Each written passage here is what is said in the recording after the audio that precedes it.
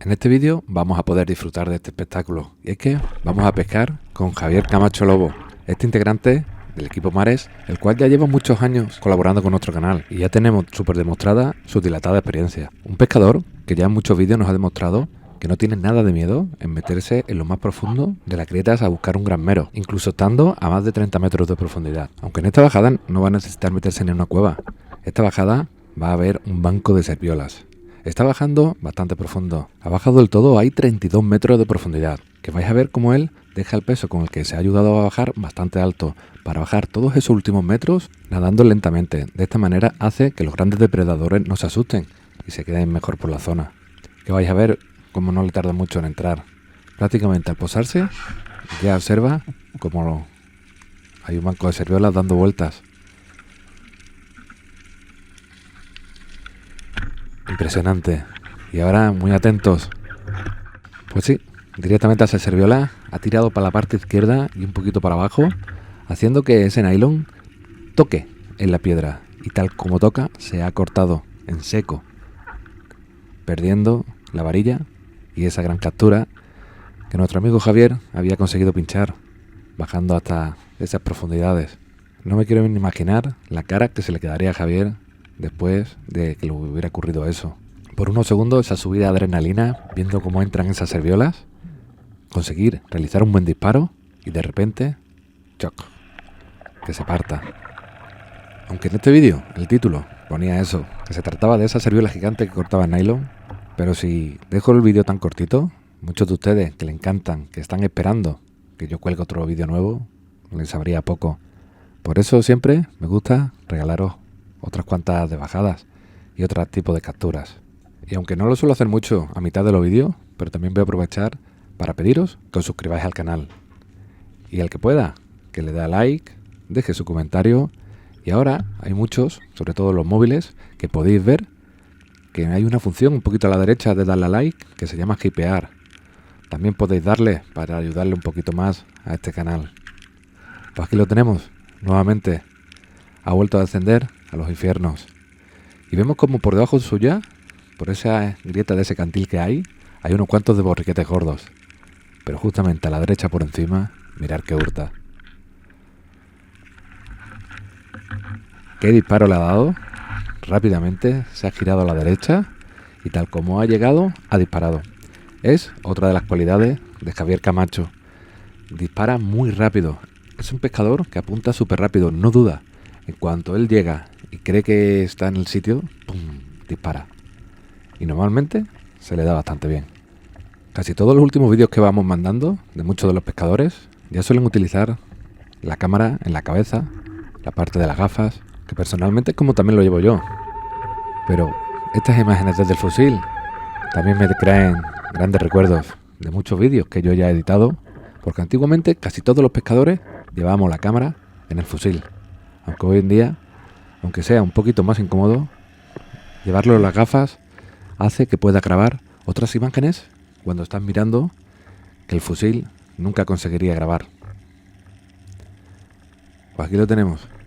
Mirad qué bonita hurta, que ya la tiene ahí el barquero y nos lo va a enseñar. Hablando de esas imágenes grabadas con el fusil, este canal se inició con un gran pescador que siempre grababa con la cámara en el fusil. Y en estas bajadas, en esas interminables bajadas, él llevaba el fusil para atrás y veíamos cómo la cuerda se iba alargando y cómo íbamos dejando a lo lejos el barco. Aquellos vídeos de Emilio García Torel, de Super Emilio, un gran saludo para él.